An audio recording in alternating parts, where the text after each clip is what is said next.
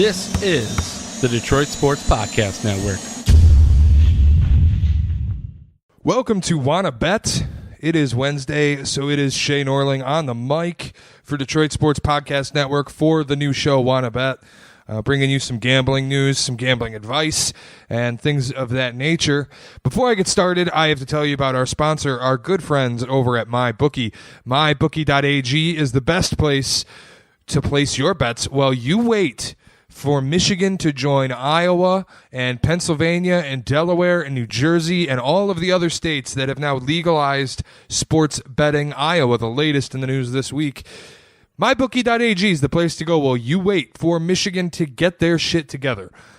And with a big betting event coming up this weekend, the PGA Championship, you don't want to miss your chance. So what we offer on your sign up, if you go to mybookie.ag and you enter promo code DSP when you sign up, we are going to match your initial deposit 50% up to $1,000. You want to deposit $100, we'll deposit $50.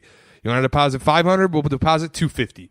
You want to deposit $1,000, we'll deposit $500. You want to deposit $2,000, we'll deposit $1,000. Whatever you deposit, we will match up to 50%, up to $1,000. It's a really good deal. The website, again, is mybookie.ag. They'll let you place action on anything you want, all the way from baseball, basketball, hockey, the PGA Championship, Kentucky Derby, which is already passed, but anything you want coming up, the Preakness, the Belmont, any horse race that's happening anywhere in the world. If you want to bet on the Academy Awards, if you want to bet on Game of Thrones, if you want to bet on any other thing that you could possibly think of, mybookie.ag is the place to do it, and at MyBookie, they pay out fast. I'm talking 48 hours fast. You play, you win, you get paid at mybookie.ag. Remember, promo code DSP for a 50% deposit bonus. So the last couple weeks on this show, I've been doing NBA playoffs picks. I'm going to do that again this week, but I'm going to do it in a much more concise manner because I think the conference finals are just kind of a simple pick. Major favorites, and my recommendation is that if you play the conference finals, play the favorites. Just straight up. You want to, and this isn't a game-by-game thing. I don't think either series is going to be a sweep. I think Portland might take 2 from Golden State. I think Toronto might take 2 from Milwaukee. But at the end of the day, I think both of these series are over in 5 or 6 games. I think the favorites are significantly better than the underdogs. Golden State took the first game without Kevin Durant, and that was the big worry, is if they don't get Kevin Durant back, can this team hold on and win this series against a really good, really hungry Portland team? And they showed last night that they can. I mean, the game got close at times, but it always felt like Golden State was up by 20 points. There were times where Portland would come and cut it down to about 6, but it still felt like Golden State was up about 20. It never felt like a game where Golden State was going to relinquish the lead. At any point in time while I was watching, I never once thought, yeah, Portland's going to win this thing. Not once. Steph Curry was nuclear. And that's the big trend for this team without Kevin Durant, is Steph Curry without Kevin Durant has gone nuclear. He's found his three-point stroke. He's out of his shooting slump. He's hitting seemingly every shot that he puts up. And I think Portland's really, really good. I think Damian Lillard is really, really good. He's going through a tough stretch. He'll come out of it. I think CJ McCollum is really, really good. I imagine if they had Nurkic, it would be a more even series. Golden State's still the better team, obviously, but if they had Nurkic, it might be a little more contested. It might be a situation where without Kevin Durant, maybe Portland really can steal 2 and actually sneak into the finals. But as it stands, I don't know how Portland wins this series, which, again, this is the same thing that I said about a Philadelphia team that lost their first game and pushed the series to 7. So the NBA playoffs, the second round, taught us that it actually is unpredictable after a fairly easy-to-predict first round, at least for me. And then over in the Eastern Conference, look, Milwaukee's really fucking good, and that's really all I can say for them. Like, Toronto's a really good team, too. Kawhi Leonard is having probably the best postseason run in the history of basketball. Like, statistically, that's a fact. So there's a chance, like, I think there's a better chance that Toronto beats Milwaukee than there is that Portland beats Golden State, but it's still a long shot. They need Kawhi to do everything that he's been doing, and they also need Kyle Lowry to raise his production. They also need Fred VanVleet to raise his production. They also need Serge Ibaka to raise his production. They need Marc Gasol to raise his production. Everybody has to come up a level that they haven't quite hit in these playoffs. Kawhi has been ethereal. Kawhi has been an absolute mercurial talent in these playoffs. Everyone else on the Raptors, not so much. Nick Nurse has had some really, really bad coaching displays. Mike Budenholzer, not so much. The two best coaches in the East are gone. Excuse me, the two best coaches in the East just matched up, and Mike Budenholzer completely outclassed Brad Stevens. And so now, going up against Nick Nurse, who has had some serious blunders, I have to wonder, can Toronto hang on? Like, you can ride Kawhi for as long as you can, and they will ride Kawhi. But eventually, that train's going to run out of steam. Eventually, they're going to come up against a team that's too good. And I got to tell you, if I'm Golden State, I would rather see Milwaukee than I would Kawhi. Because if we look back to that 2016 Eastern Conference Finals, when Kawhi Leonard was punching Golden State in the mouth repeatedly, 2017 Conference Finals, when Kawhi Leonard was punching them in the mouth repeatedly, in the first half of the game, they were getting slaughtered by Kawhi. They don't want to see Kawhi. I can tell you that for sure. And they don't want to see the Bucks either. But again, this is just a testament to this is going to be the best NBA Finals that we've had in the past 5 years. Even with the Game 7, the 3-1 league comeback with Cleveland, it was more the story than it was the games. The games sucked. This year, I'm telling you, we're looking at an NBA Finals that's going to be as exciting as any NBA Finals we have ever seen. Milwaukee and Golden State, Toronto and Golden State, both are just exceptionally exciting and fun series. Every game's going to be a blast. I can't wait. The conference finals feels kind of chalky, but we'll see. Maybe there are some surprises left in tow. Again, if I'm playing them, I'm playing the favorites. I think Golden State was minus 300, and I think Milwaukee was minus 250. And it feels like those numbers are placed right where they need to be. And so if I'm going to play them, maybe I even parlay them. Maybe I'll put together Golden State and Milwaukee to win their series and just see where that can take you. Yeah, so that's all I got on the NBA playoffs for this week. Again, I wanted to keep it kind of concise. Maybe I'll pick a couple games next week if the series are still going. But other than that, that's all I got for the NBA playoffs for this week. I have a lot of other stuff I'm ready to get into. In particular, sports betting in Michigan and also the PGA Championship. I have done all the research so that you don't have to.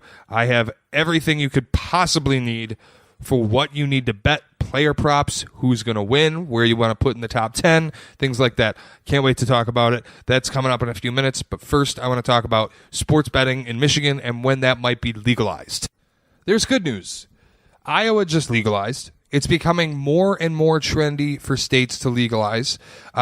Representative in Michigan's House of Representatives, Brant Iden, has told Legal Sports Report, which is the website that I've gotten this information from, he reached a consensus with industry stakeholders on language for a bill and plans to introduce comprehensive Michigan sports betting legislation by the end of May. That's in the next couple weeks. In the next couple weeks, there may be a bill on the House floor for legal sports betting in the state of Michigan. Right now, projections, Action Network just did a great piece. They put projections for every state that hasn't yet legalized after Iowa went ahead and did it. And they're showing Michigan legalizing probably by 2020. Brant Iden, he's out of office in 2020. His term ends in 2020. It has been his legislative priority in 2019 to get sports betting legalized. He introduced a package of gambling bills in March. Sports betting was left out. Iden said the casino industry, leagues, and other stakeholders didn't feel it was ready for prime time yet, so I didn't introduce it. However, that has now changed. And then in the next couple of weeks, Iden is planning to put this sports wagering bill on the floor. He has the bill that he placed authorized online poker, casino gambling. It ran into opposition last week in a House Ways and Means Committee. Sports betting would likely not see the type of opposition that a lot of this online poker and online gambling bills might. The internet gambling has a lot more interesting tidbits, and it seems like legislators are less inclined to legalize that. Just physical sports betting at sports books feels like something that's becoming more and more trendy to legalize. Again, Iowa having just done it, and that's where I don't want people in Michigan, I don't want folks in Michigan to start thinking, well, it's never going to happen here. No, the plan is to have initial votes on this bill as soon as next month.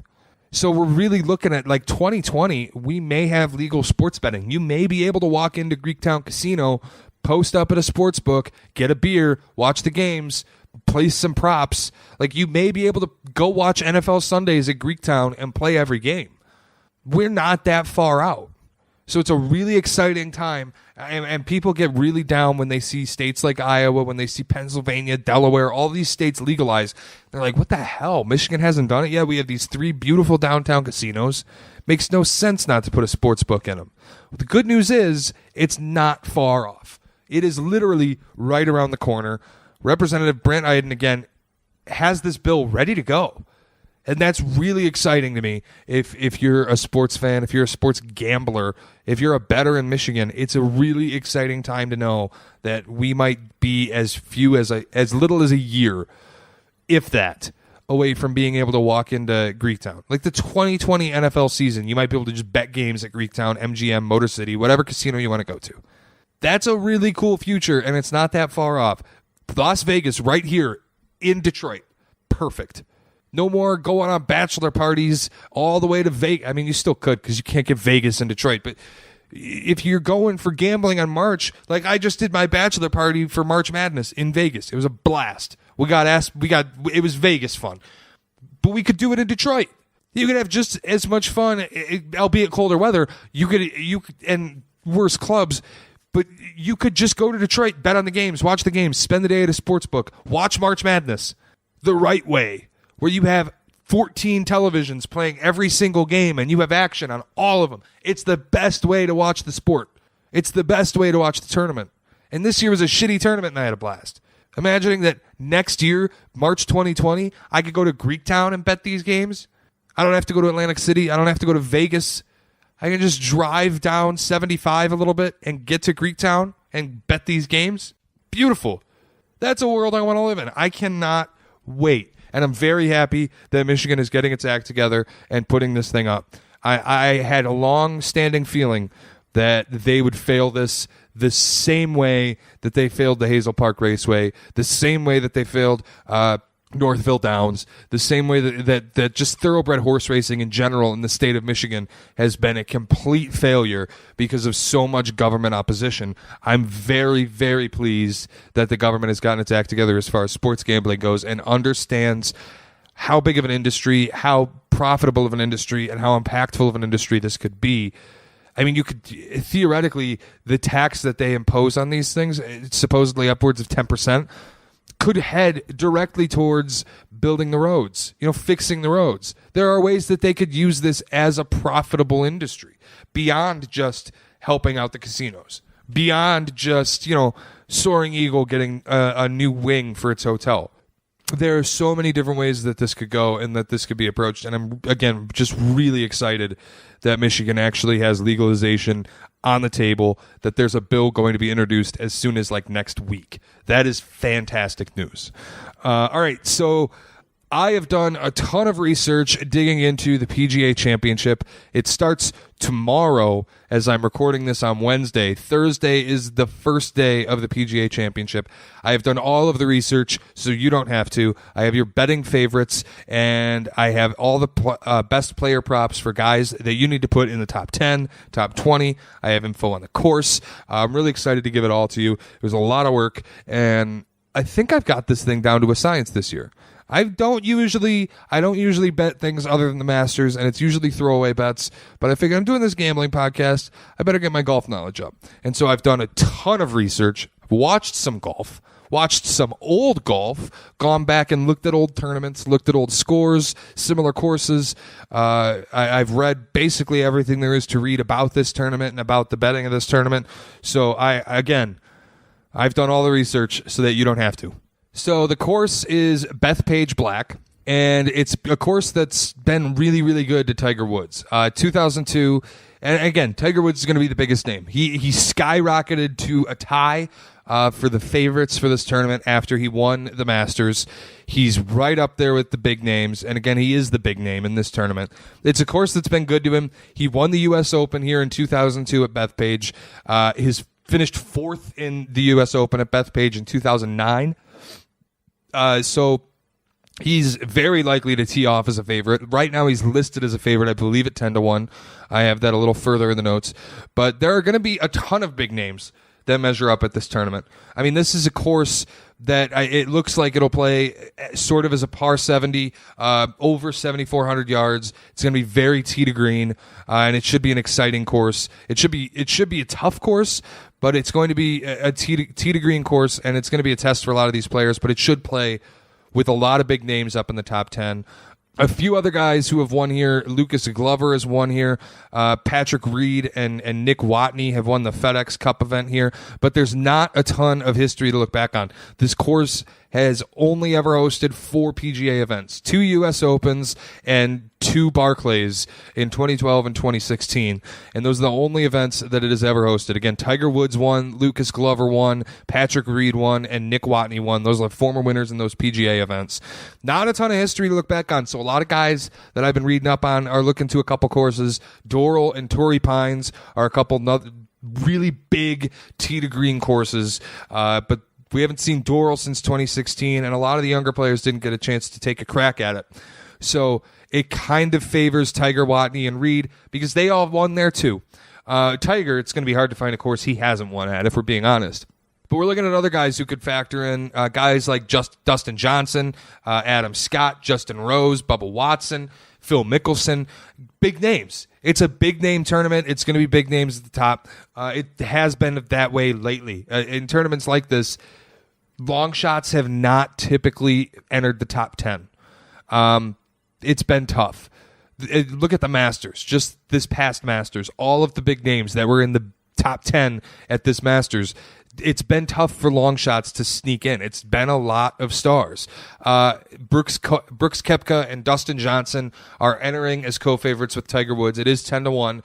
Rory McIlroy right behind them. Ricky Fowler, John Ram, and Justin Rose are all down there, 16-1, 16-1, 18-1, in that range. There's another tier beyond that. Jason Day, Francesco Molinari, Xander Schauffele, Tommy Fleetwood, and Bryson DeChambeau. Those are all of the guys that are coming in at shorter than 30-1 or 30-1 in the case of Bryson DeChambeau. To me, not a ton of value in betting Tiger Woods. I think he can win. It feels like 10-1. Like, it feels like he won the Masters and folks just wrote his name, and the number got a little crazy. 10-1 doesn't feel like a ton of value. It feels like you're going to end up risking a lot to not win quite as much as you would on a slightly longer shot of a player, and you might have a more likelihood. Like, it might actually be more likely that another player wins. I don't know that the real probability of 10-1 Tiger Woods is a 1-to-1 ratio of the actual real probability that Tiger Woods wins this championship. When there's guys like Rory at 7-1, at minus 700 to win another major, or Koepka at minus 1,200 to win another major, to not win another major, the best bet for Tiger Woods is not winning another major, minus 300 and minus 350, which, again, it's a tough one to stomach. I mean, you're going to bet a lot for that, and there's not a ton of return there. That's one thing I would look at Tiger to bet, is to not win another major. I think you're asking a lot. He won the Masters. I think this is his best chance. He's done well on this course before. He knows this course well. Like we said, I think on the mashup a couple weeks ago when Tiger did win, people have long said if he's going to win another one, it's going to be at Augusta. It's going to be at a course that he's very comfortable at, that he knows really well, that he's played a ton of times. And he does fit this course well, but a guy like Dustin Johnson, I think, fits this course a little better. He just finished tied for second at the Masters. People kind of fell off of him after the final day. The numbers dropped. I think there's a ton of value in getting a Dustin Johnson with pretty short odds. For me, also, Koepka, I think, is in card record territory.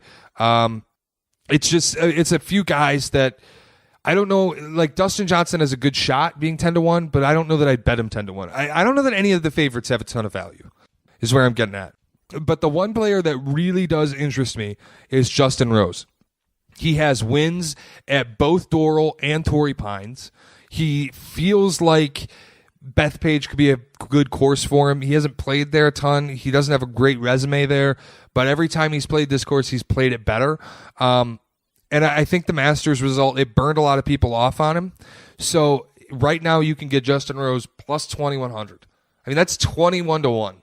And that's something to me that feels like there is a ton of value in betting Justin Rose. Really just an exciting bet, because I think he does have a really good chance. So that's one that I'm going to be putting on my card. I think also looking at Xander Schauffele, you can find him 33-1 right now. I think he's 30-1. But again, if you can find him at 33-1, there's a ton of value in that one as well. He's played 8 majors. He's finished in the top 6 4 times. He's playing good golf lately. I think he just has a way of showing up in a strong field. And so 33-1, there's value in it.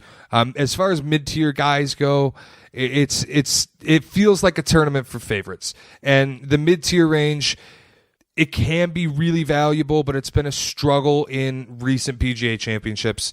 Justin Thomas is the only winner in the past 5 years at 45-1, and he won it in 2017. Lately, Koepka was a favorite in 18. Jason Day was a favorite in 15. McIlroy was a favorite in 14. All of them were shorter than 20-1 entering the tournament. So as far as the mid-range, mid-tier guys go, Tony Finau at 45-1 is a really good bet. There's a lot of value in it, but an even better bet for Tony Finau, top 20, I would bet it every single major until they stop offering it. Finau has reached the top 20 in 4 of the past 5 majors and 7 of 12 overall in his career. You can get it at short odds. Do it. It's a really, really good bet. That's almost as good of a bet as the baseball bets I gave you last week. Go back and listen to that if you haven't heard them yet. Hideki Matsuyama is another one at 50-1 who could make some noise. And then Sergio Garcia is a name you probably are more familiar with, 66-1. Has a chance to really come into that top 20. He might be able to contend, make the cut, be in the running that final day, but you could bet him top 10. He's been inside the top 10 in 4 of his last 7 tournaments this year. He's always been around the leaderboard, so Sergio's not a bad bet either. 66-1 to win might be rough, but you could bet him again to get in that top 10. It could be a really nice bet for you. And then Bubba Watson as well. This is a course that plays really nicely for Bubba.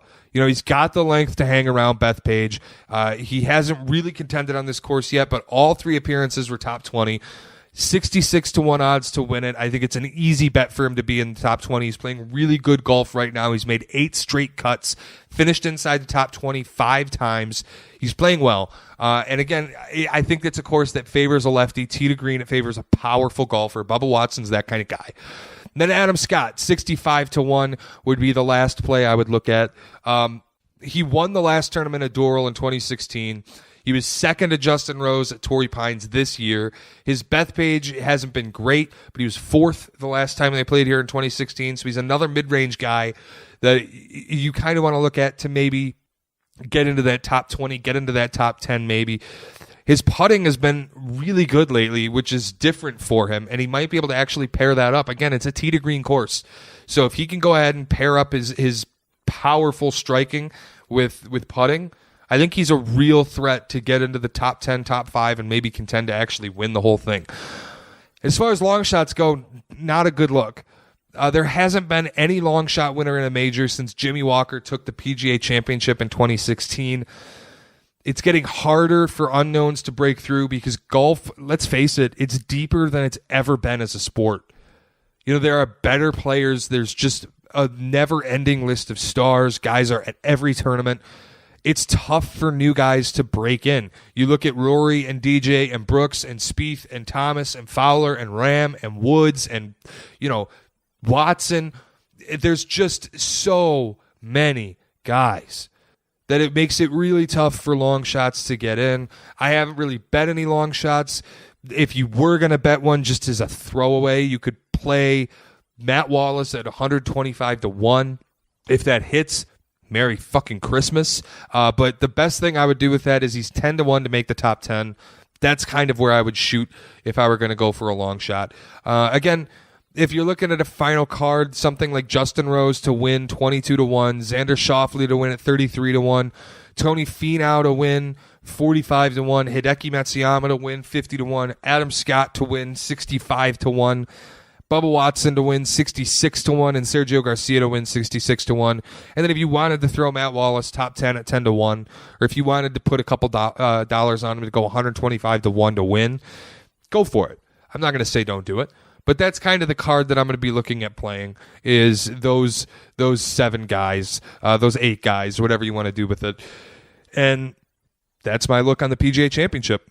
That's all I got for you this week. I'm Wanna Bet. Thank you, as always, for listening. Catch us on Monday, me and Kevin McCann, on the Monday Mashup on Detroit Sports Podcast Network. And again, remember, mybookie.ag, promo code DSP. We're going to give you 50% bonus on your deposit when you sign up. So please head to MyBookie, our good friends. Sign up, get your bets in for the PGA Championship, win some money, get paid. What's worse than that? Nothing. Better than that. Nothing's better than that. Everything's worse than that. All right, that's all I got. Thanks for listening, guys. See ya.